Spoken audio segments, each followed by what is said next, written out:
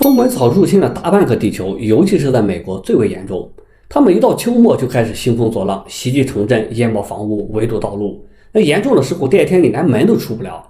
那美国人拿这种草还真的是没有办法。但风滚草在我国也有，但它并没有成灾，这是为啥？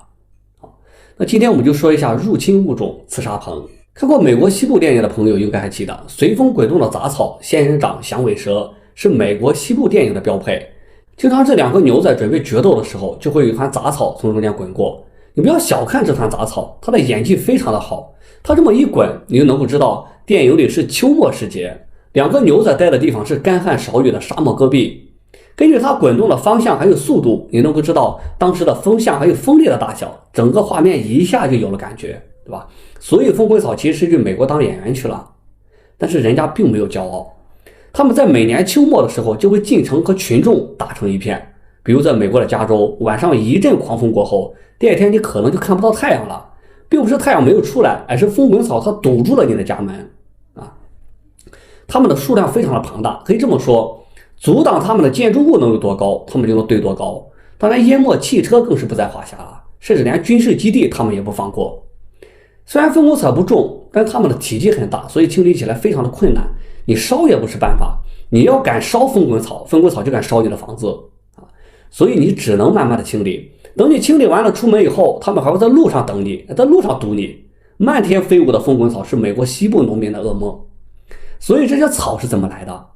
他们在美国之所以能这么凶，是因为他们并不是美国的土著，而是来自于欧亚大陆，名字叫俄罗斯刺沙棚。估计是在19世纪70年代的时候，俄罗斯人将亚麻籽带到美国的时候，就无意中把俄罗斯刺沙棚的种子也带了进来。从此以后，他们就在美国扎下了根，入侵了中美洲、南美洲、非洲还有澳大利亚。他们是现科1年生草本植物，特点就是耐旱，生命力顽强，对生长环境一点都不挑剔。幼苗在冬末的时候就可以发芽，刚开始看起来就是一个无害的小草，它的茎部还是粉粉的那个嫩嫩的粉红色。等它们长大以后就完全变态了，会长出茂密多刺的枝条，整个植物就会变成一个球状，并且在带刺的茎干之间会开出不起眼的花朵。那每一个花朵的里面都有一颗种子正在发育。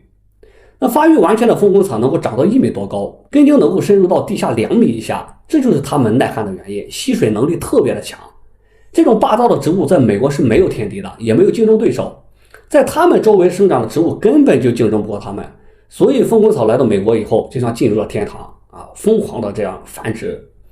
它们能够在短短的几十年内扩张到多个州，还得益于它们传播种子的方式。其实风滚草特别的聪明，在秋末的时候，随着种子的成熟，会死亡枯萎，并且蜷缩成一团，看似是生命的结束，其实是扩张的开始。在风力的帮助下，它们会挣脱残根的束缚，风吹到哪，它们就滚到哪，然后沿路就撒下了自己的后代。每一坨风滚草啊，它的上面至少会携带不少于20万颗种子。这些种子在被撒到地下以后，如果水分过低，它们就会休眠。当环境合适生长，它们就会发芽，重新长出水嫩的幼苗。到了秋天，它们继续滚，如此往复。这种植物就迅速地占领了美国。那为什么风滚草在我国没有这么疯狂？原因有3点。首先是这次是我们的土著跑到了别人家里兴风作浪啊，我们这里本来就是风滚草的老家，它们分布在西藏、青海、内蒙古、东北地区啊，生态平衡就导致了风滚草在老家就是一棵普通的杂草。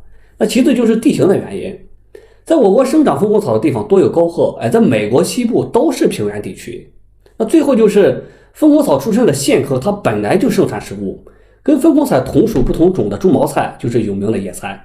其实风滚草的幼苗它也可以吃，只不过它有轻微的毒素，所以不能生吃，一般都需要煮熟以后才能吃，还能消除一些苦涩。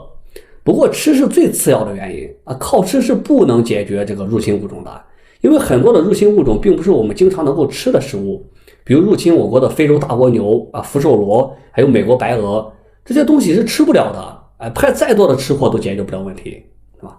好啊，那今天的内容就到这里，我是理论科学，点个关注，我们一起学习有趣的科学知识，拜拜。